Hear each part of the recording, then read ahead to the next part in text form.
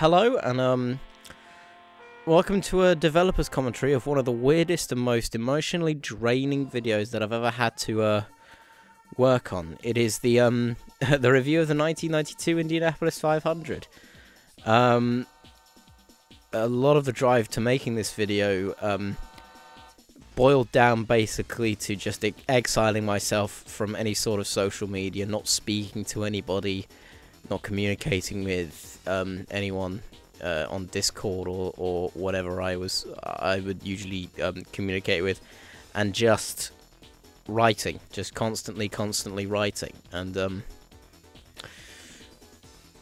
the intro itself, the whole Comic Sans Rolling Star intro, was made probably a couple of months prior, which is what I usually do with a lot of intros. Is before I even start writing a script, I make like a makeshift sort of intro and just sort of hope that it works out once I finish the script.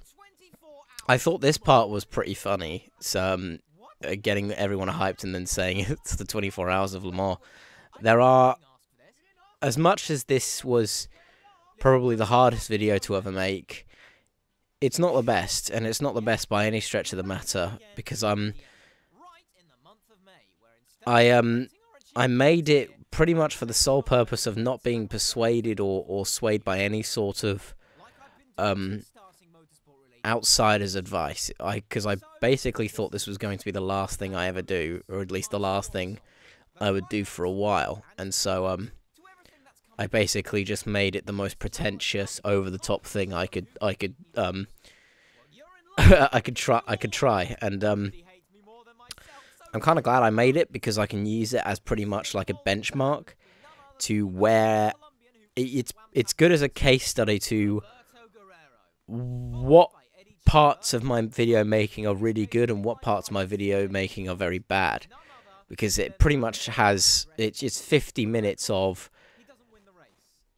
unfiltered CookP1 nonsense, and a lot of it is just going off tangents and sort of fluffing the content to make up stories or whatever, or just like shoehorning in different stories, like the whole oh, if Scott Goodyear doesn't win this race, I'll stop making videos or whatever, and just sort of fluffing the content to make it seem more important than it actually is, which is what I usually do with a lot of videos, is I just sort of fluff it a little bit to make something that doesn't seem that important somewhat important. But because so many motorsport related things have happened to me in the last year and a half that there's so much context to a lot of videos. If you are a genuine straight, a genuine hardcore CookP1 fan, there were certain moments I feel in this video that are very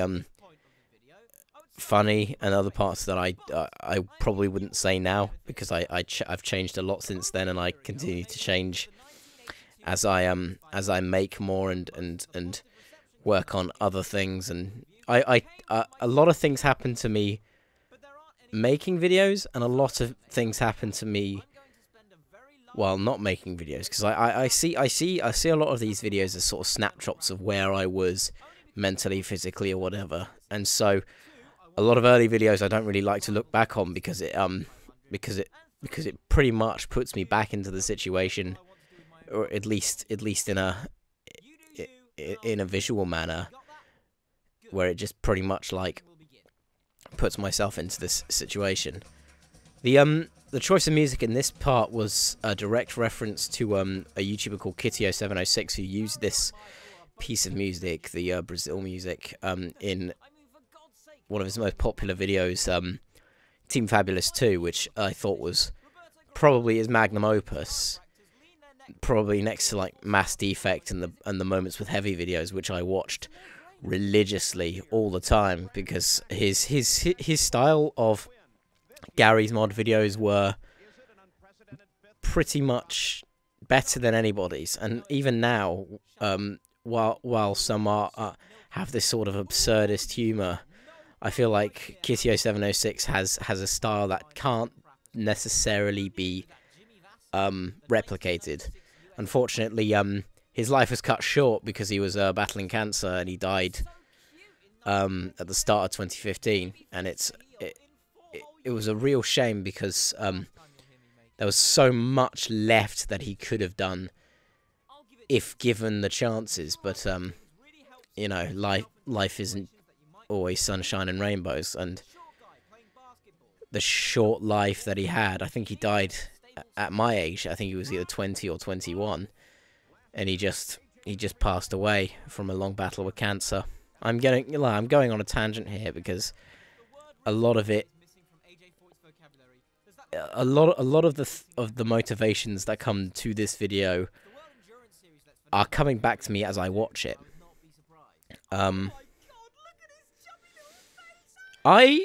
This was the start of me not really liking Paul Tracy. I'd pretty much binge watched the whole battles with him and Sebastian Bourdais from like 04 to 07. I sort of chose the side of Bourdais, and I think Paul Tracy just came off as just a little brat in a 40-something-year-old's body, pretty much. Going back to the subject of fluffing the content, this was another thing. The whole Michael Andretti Chevrolet Corvette thing. I genuinely didn't know who was leading at the 100th lap, and I did watch this race probably 7 months prior, give or take, because I'd watched it with a bunch of friends who I have on Discord, and it was kind of weird because we'd spent most of the time focusing on all the accidents that had happened as opposed to who was leading at what place, and so you know, my memory becomes incredibly hazy.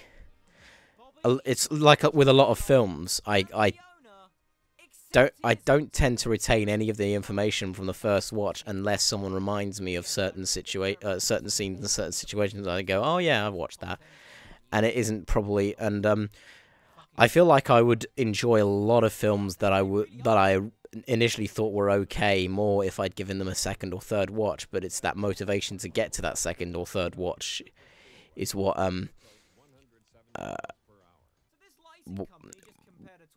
probably just stops me from watching any more films, because I feel like I kind of think I'm scared, because I'll watch something and I'll feel like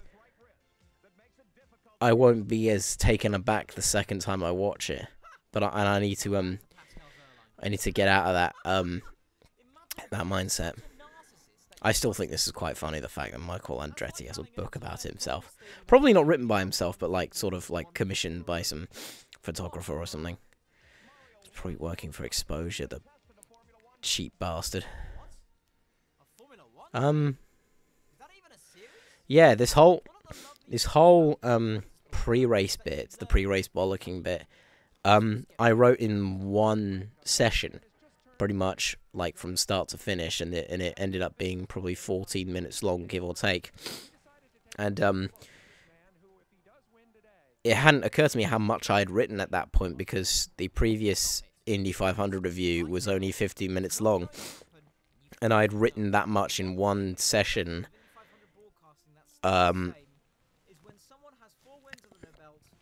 Before the race had even started, and it was like, how long is this race going? How long is this review, going to be in the long run? Because I have no idea what the fuck I'm going to be doing, and that's what makes it exciting. Because I don't necessarily know what's going to happen. There are a lot of flaws with the start of it, though, because after the whole, I left this bit unedited on purpose because I wanted to get people sort of hyped up, you know. The whole ceremony of Jim Nabors singing Back Home Again in Indiana, and the whole gentlemen, start your engines, or ladies and gentlemen, start your engines. Yeah, let's do that. And then it fading out, and it just sort of, like, in my mind, I wanted it to be like a film with chapters, like the end of the pre-race bit being like the end of one chapter, and the cars going around the track a few times before the start being the start of another chapter, And in my mind, in theory, that would have given it some sort of cinematic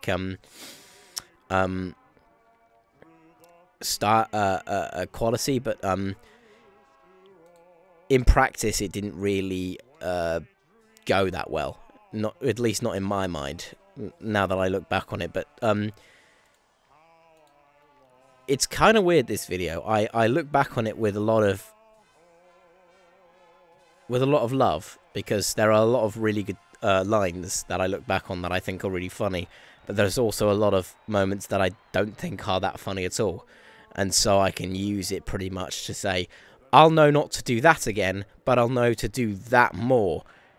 And because it's so long, I can pretty much hark back to it and go to any line that I've completely forgotten about and be like, hey, that's a pretty funny line, I'll do that the next time round, and so forth. And I feel like the 2017 Indy 500 is kind of like that, but I prefer that video much more because it's a much more refined version of the 92 review. Yeah, I kept this bit completely excuse me. Oh, I spat all over my fucking jumper. That's disgusting. Sorry about that. Yeah, I just kept the whole thing unedited. Again, for the whole cinematic thing. And this is where the first real bad thing about this video is that this segment before the start of the race is somewhat poorly executed, and because there's no music, so the sudden silence in the background becomes incredibly jarring, especially when there's constant music all the time. And when there's a whole segment without any music, it just becomes jarring, and my energetic voice just becomes somewhat hard on the ears. There are a few good lines in there, like the Mario Andretti cryogenically frozen thing. I thought was quite funny when I wrote it, and looking back on it was quite funny as well, because Mario Andretti just does feel like a corporate shill now. The Roberto Guerrero forced laughter bit was probably my least favorite thing about the video, because it just the whole I feel like if someone were to do forced laughter, they would at least try and make it somewhat convincing, and my forced laughter just sounded really stupid, kind of like a knockoff Ricky Gervais or something like that, where baldy manky head kind of thing. And the whole, oh, you can't say that. What do you mean I can't say that? And it's like sort of lukewarm things. I've unfortunately said worse things in videos before that I probably wouldn't say now, and so a lot of it, it's just sort of lukewarm. I'm kind of glad I didn't go full on, because yeah, I probably wouldn't look back on this video with a lot of with the same light that I do at the moment.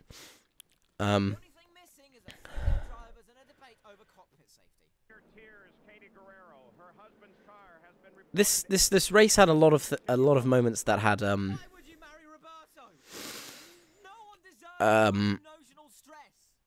there's a lot of things to take the piss out of, because it is 1992, and it was nothing becomes more 90s than sort of early 90s IndyCar, with all those sponsoring and all those companies that are probably bankrupt right now.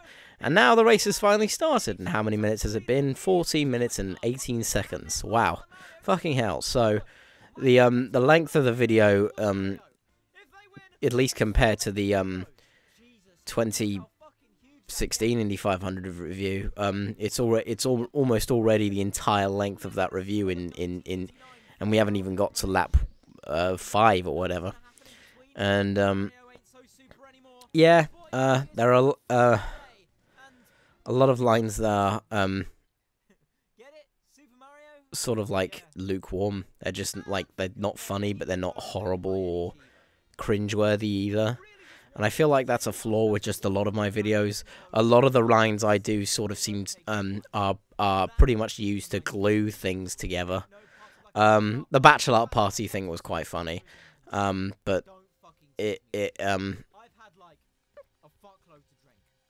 you know, nobody's going to remember an Eric Bachelot line. I remember my original idea for this review was I was going to read the whole thing completely drunk, but I didn't in the end because I just wanted to get it done without causing any permanent damage to me, and I think that ended up being the driving force of why I don't drink anymore. Because I didn't want to do any lasting damage, and it wouldn't, you know, and I didn't find being drunk fun anymore. I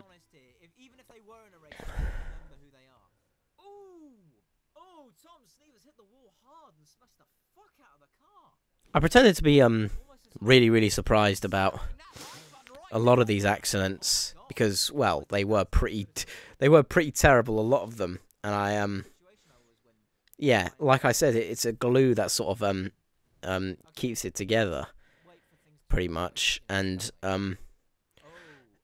it is good because there's a part where I I sort of go out of character and try to be as serious as possible, but I feel like one thing I don't do very well is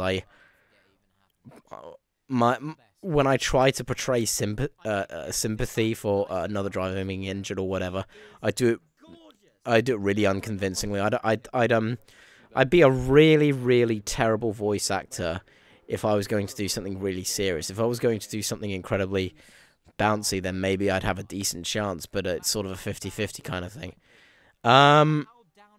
Yeah, for this scene, I only had one song in mind because I could have used like a Hey Jude or a or something like that, but you know, it would probably get copyrighted, and so I went on to use Memory of a Free Festival by David Bowie instead. I love how the thing fades out and then it fades back in again with the same shot. I think that's quite funny, but I didn't think I did that intentionally. Or maybe I did it to make it jarring, or to, like, you know, this isn't supposed to be serious all the time. A lot of the lines talked about my sexuality, and I'd come out as bi probably a month and a half ago, not even that, like a month ago, and I was trying to embrace that as much as possible and give people the idea of, you know, I'm not straight. A lot of that was sort of seeping into my videos, and it made me more confident in the type of person I am, and it's just saying those small lines that help me sort of become more one with myself. Sounds like some sort of Zen bullshit, but like seriously, that's how I sort of cope with things. Is I try to say it to myself a couple of times before I until I become comfortable with it. You know, it's like exposure, like when you have to get over a phobia of like dogs or whatever. I still have a phobia of dogs, and I need to get over that. And a lot of people say exposure to that is something that'll help. So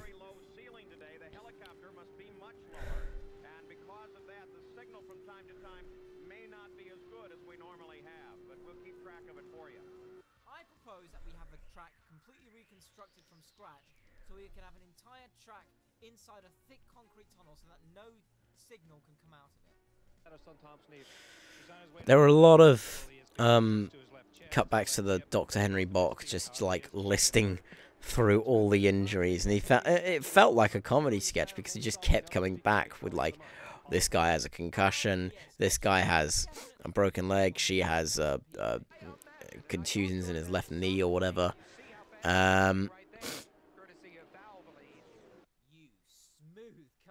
I wasn't too happy about the commentary team because a lot of it is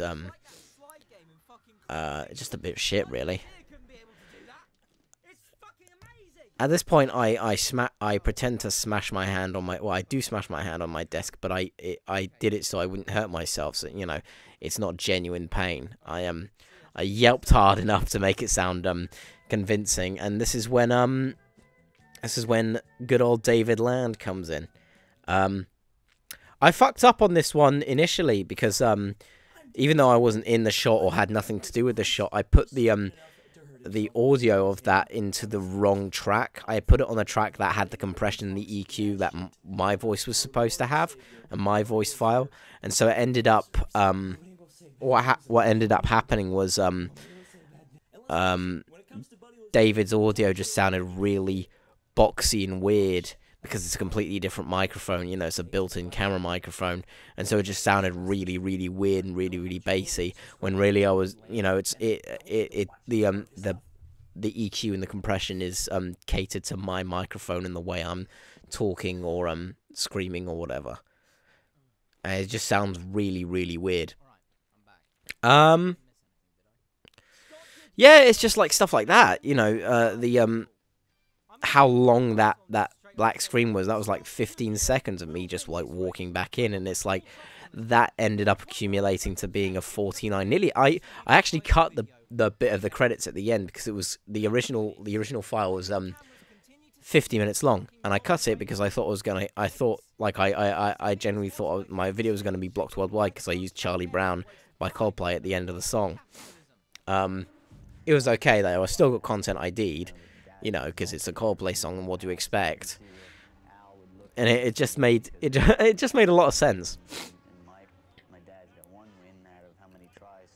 I think, looking back on it, I probably just like if I was gonna get content ID'd anyway, I should have gotten over the fear that, you know, I would have gotten content ID'd anyway, so I could, you know, this video could have been 50 minutes long as opposed to 49. But you know, what will be will be. You know who does wrap their whole career on one sole win? Alexander Rossi. Yeah, that line is aged pretty badly because Alexander Rossi won a race later that time. But for the longest time, every tweet about Alexander Rossi was, he was the 2016 Indy 500 winner. Look at him. He's a winner. A lot of self-deprecation in this episode as well. You know, I think Paul Page actually said she, but I was kind of tired reading it, and I thought it would be funnier to think that Paul Page said he instead of she. So you know, gender politics mastermind, because I thought it was quite funny. At that point in my life, I was getting really sick of the sack of potatoes joke, because I just wanted people to sort of move on. At this point, I don't care anymore, because I'm so, you know, like, I just sort of come off as a grumpy old man if I'm getting sick of my own stuff. So I will at some point just, like, do it, and then do it, like, not even ironically, just do it, like, unironically, completely, like, I wouldn't even care, you know, but I need a good opportunity to do it, because I've got, like, a bunch of videos that I could be doing, but there's, I just need to find the time. I thought this was quite funny, the way the camera just, like, follows with the Gillette halfway challenge, just covering up that car in particular. That is pretty funny. That line was kind of a reference to a Sam Posey talk video about Ayrton Senna, and he said something about, oh, Ayrton used to go into the corners where it looked like he was getting invisible. This was a pretty bad accident, like, and it looks worse from that angle too, because the front part of the monocoque is sort of bent away, and his legs could just, you know, be hanging there, and it's kind of weird. The one thing that really made me uncomfortable about the commentary is the nonchalantness of all the commentators, despite like how bad and how often the injuries were happening in this race.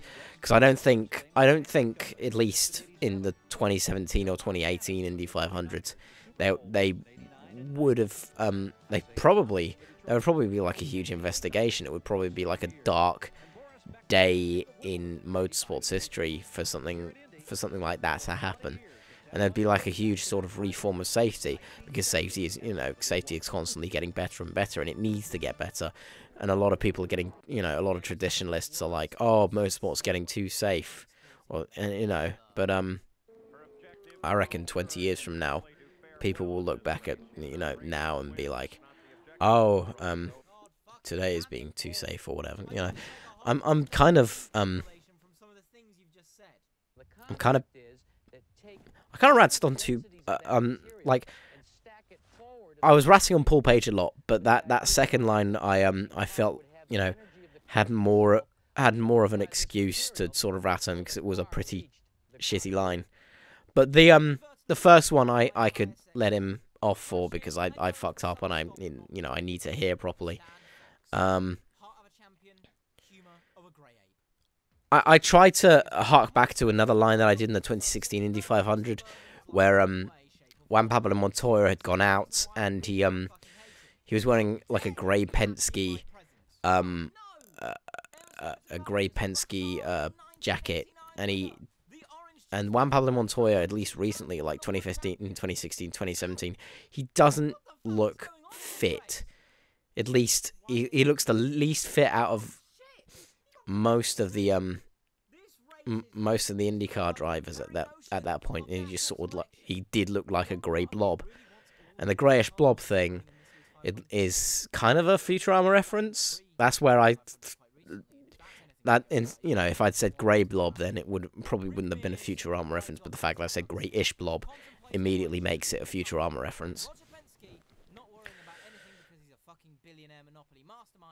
Looks around in every other direction the camera isn't facing. Ah, yes, that Hannah emergency medical. I had a bit of a Hanna-Barbera weird phase, because I like the shooting, like the swirling star logo. So I see it as nostalgia. A lot of people, there's like a scene on the internet where people talk about scary logos from like from their childhood or whatever, and like the big ones are like the Screen Gems logo, the Viacom logo, and the swirling star is considered a really scary logo. And I think it's because it's more down to the music, the whole and that sort of just like makes people jump. Mario Andretti crashed. What a shame. At that point, the green flag and yellow flag ratio is getting pretty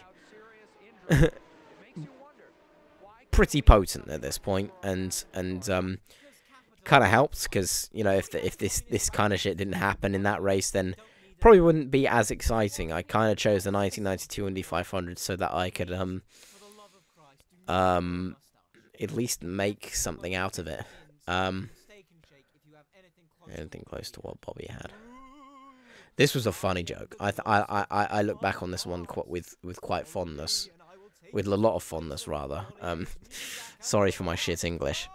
I had been listening to a lot of Kmart music, or at least a lot of music in general, because it was helping me get to sleep.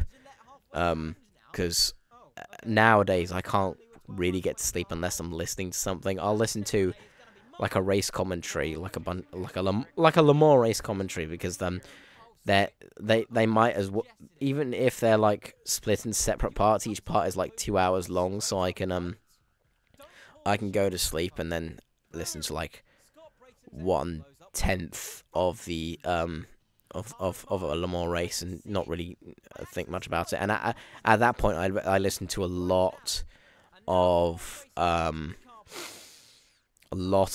music. This was a really shit line. I fucked up the delivery hugely. He'd been giving an L is grammatically incorrect, and it makes no sense. And I really fucked up that line, and I regret fucking up that line. And that's probably the only line I really cringe at.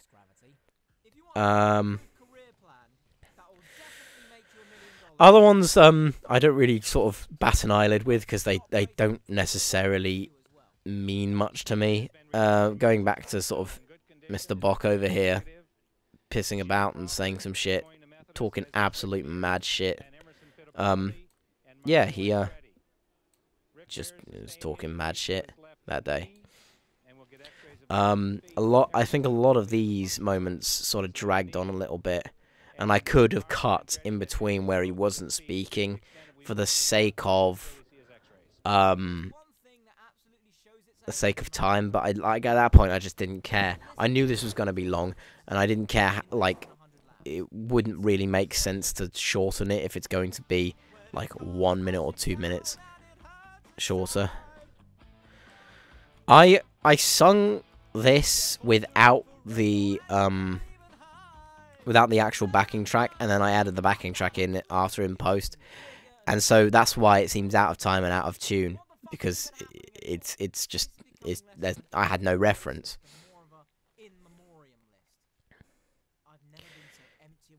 Yeah, it does look like an in memoriam list. It looks really weird.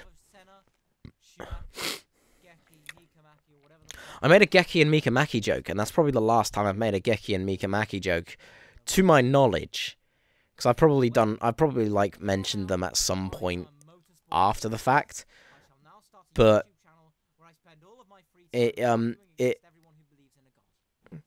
that's the last time I at least remember it.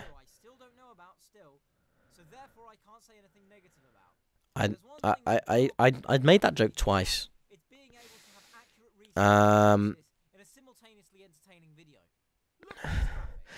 This was pretty incredible. 51 laps under green, 51 laps under yellow.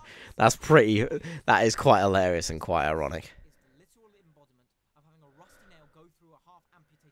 The only reason I said that specifically is because there was I saw a Google image of a pain meter, and it showed like the largest pain scales, and one of the largest ones was a rusty nail being planted through a toe, and I added in the half amputated bit afterwards. Snake Pit line was pretty funny as well.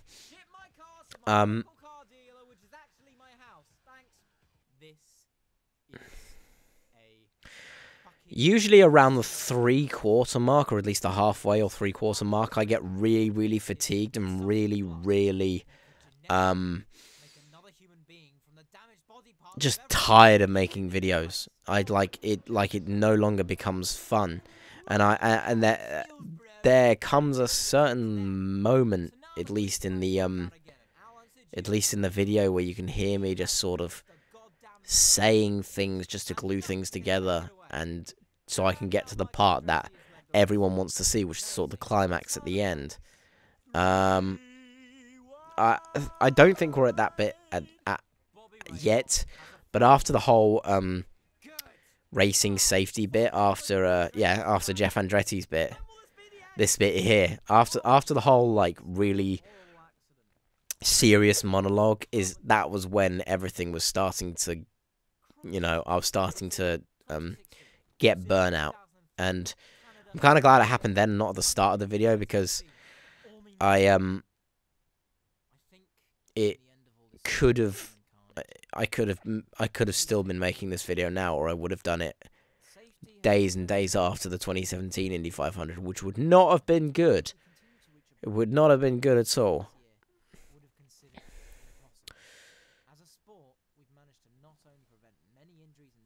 I could have worded this better, but it's the fact that I was saying it slower at least gave me time to not fuck up, and I didn't want to fuck up at that point. And at that point, because I was so burnt out, I probably wouldn't have realized that I fucked up, and I probably wouldn't have repeated the line over in the original version. But who knows? I'll have to listen through the through the original audio file to find out. This was a rubbish. This was not funny. It went on for way too long, And the only point is, oh, it's Ayrton Senna, so we can play the victory theme, and we're going to play it backwards because lol spaghetti dinner. It's like a really shit 2007 YouTube poop. And yeah, it just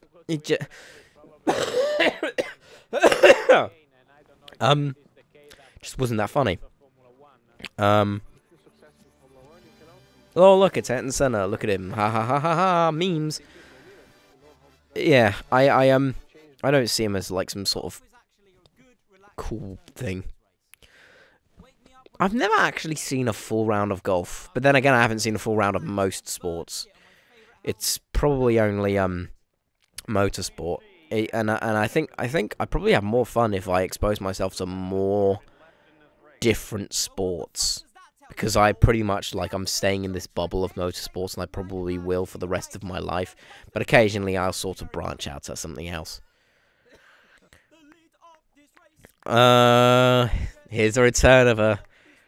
I liked this version because I rehashed this many times, but this was the first proper rehash after the original Brian Herter Autosport with Andretti Autosport line.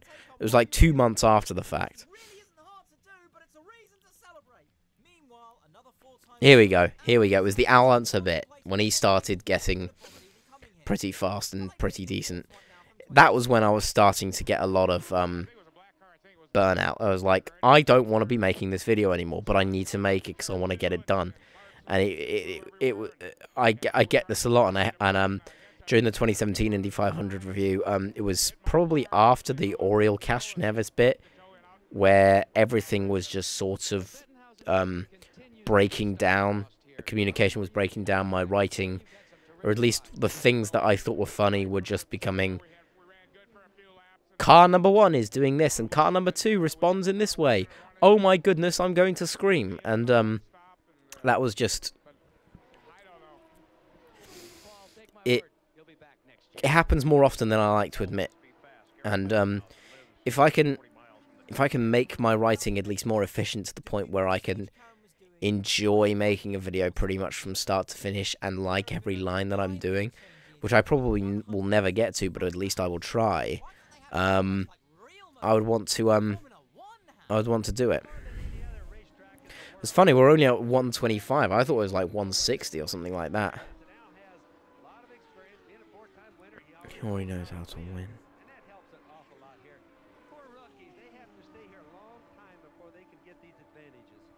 I wish I still had this notion when it comes to Alexander Rossi. I really do. It's me. I'm the winner. I'm still waiting for that. I sent the Indianapolis Motor Speedway. I DM'd them my address, Why is this happening? and I DM'd them other addresses too, but they haven't. They haven't. They're probably just like collecting all my information and just being like, "This guy's stalking us." I kid. I haven't sent my address to anybody. I fucked up the word blanket. I ended up saying security blanket. And I just wanted to make a reference to Ed, Edd n Eddy because I think it's the best animated TV show of the 90s/early 2000s. And probably the 2010s as well. I think at least it's the best in that category. I thought it was the funniest. I forgot I did the Kim Possible thing. Alan Jr. is a weird figure. He, I don't even care about Michael anymore. Just get rid of him and give me the car and just get over it. Oh, look at yeah, here we go. The shouting and whole. Oh, look, Michael Andretti, Alan Sir. Ha ha. That was what was. It's that, like. I'm trying to sort of add this tenseness, and while I'm writing it, I get like sweaty and just sort of like, whew, I can't do this, and it just gets to me. I don't seem to have enough. Well, you're not even fucking drinking any.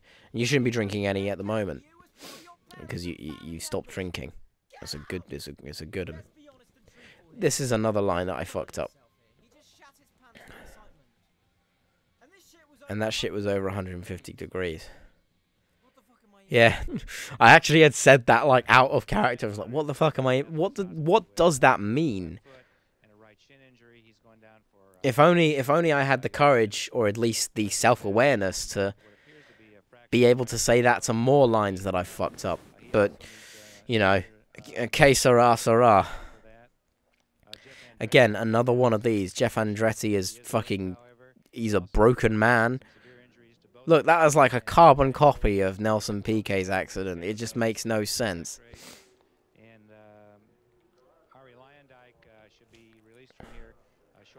But it is. Got the Nichijou scene where Yuko, Mai, and Mio are all fishing. And they're all camping.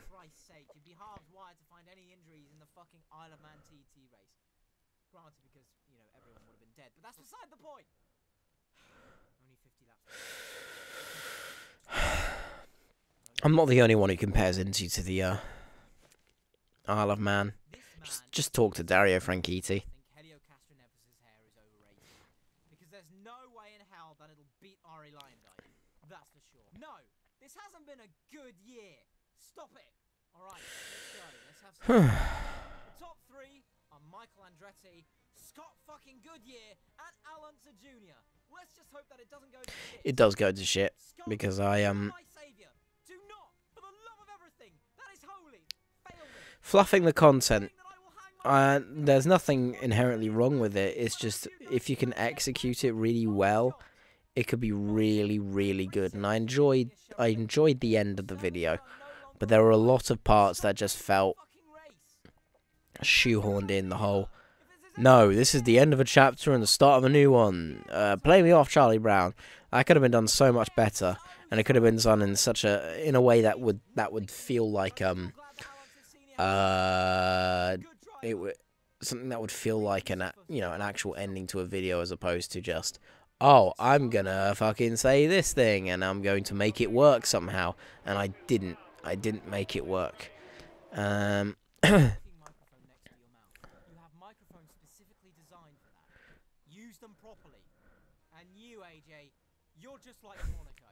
A huge amount of historical significance. Oh, AJ Foyt is like Monaco. Fucking hell. I forgot how savage I can be sometimes. And you just think to yourself, like, wait, really? Did I actually say that? Fucking hell. You know, I am sometimes, like, I'm sort of weary of what I say in case what I say actually ends up being sort of too savage. And then I'll look back at an older video and then realize that I've said the exact thing that I'm trying not to say and hadn't realized all those years ago because I didn't really think too much of it. And I'm like, oh, for God's sake, what am I so scared of?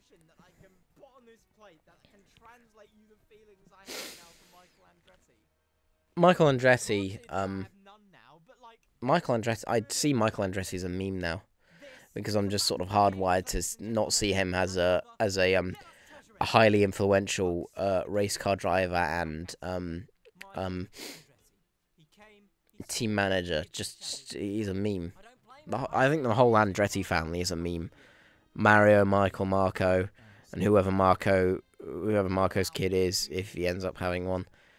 They're just all memes to me.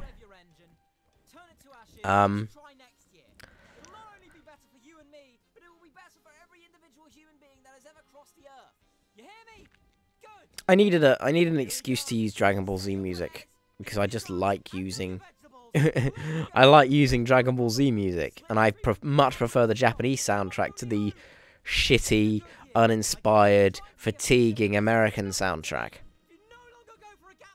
You know, it might be tied to nostalgia, but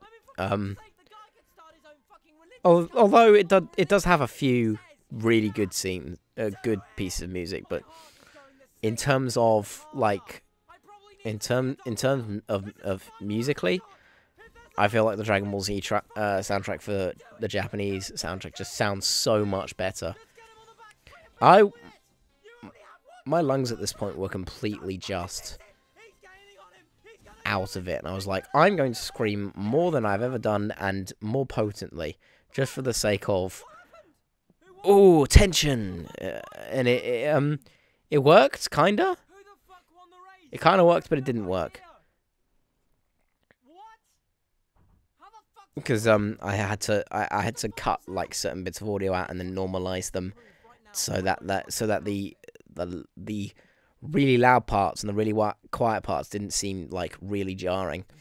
At that point, you sort of like say to yourself, wow, I'm done. Because there's like, the only part left is, I purposely try to make the part at the end like really calm and cooling because I am screaming at the top of my lungs, and if I keep doing that for too long, I will probably have a heart attack or something like that. And I try to do it in a way that serves me the best. No. No, it isn't. This is far from... Yeah, you're right. But This is rather a new chapter. yeah, a chapter of making better videos. So yeah, a poor attempt at humor by Chris Cook. I made that joke twice. I fucked up twice and I ended up saying the same joke. I'm muting the audio for this part because, well, I don't want to get content ID'd, or at least I don't care anymore. Yeah, I did this for the sake of, oh, look at me, I can do harmonies. Look how cool I am. I feel like this sounds much nicer without the actual music in the background. And I feel like a lot of it is down to pretty much how many harmonies I did, but because the music just sort of drowns it out, everything just seems really all over the place. So yeah, basically that's about it. I recorded this song. I recorded the Charlie Brown cover separately to the video entirely, and I did it pretty much for fun because I had nothing to do that day and I wanted to make something. And then later in the video, I sort of shoehorned it in and said, "Oh, play me off, Charlie Brown, haha," like not Charlie Brown from the Peanut series, but Charlie Brown as in the Coldplay song, ha ha ha ha, really funny. And it just sort of like, it's a good ending bit, but it just sort of like, it's an anticlimactic ending to a subpar video. I see this video as pretty much quality over quantity. Making your videos really long and really analytic doesn't make it a good video. I mean, I saw a video in the related videos like weeks ago that said, Steven Universe is a bad show for bad people and you're a bad person for watching it. And it was a 54-minute video. I was like, do you really hate Steven Universe that much that you have to make a 54-minute video like shitting on it? And it's probably just like, oh, this show's for social justice warriors or whatever. And that's probably what the video is. And it's like, I mean, kudos to you if you can drag that on for 54 minutes. You know, I think a lot of it is down to, oh, the Foundation really should, they're directly, blah, blah, blah. It doesn't make sense. You know, who cares?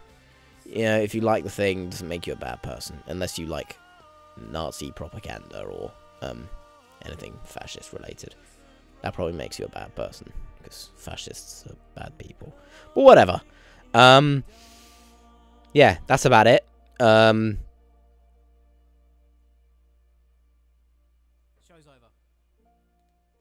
Fuck you. Sorry you wanted Hungry 2007, but you're not going to get it, you cunt. You're just going to have to wait until I make another IndyCar video, because IndyCar is better than Formula 1. Fuck Formula 1. Thanks for watching, though. I appreciate it, if you've managed to get it this far, and whoever ends up transcribing this, if it gets transcribed, thanks. It was a blast commentating.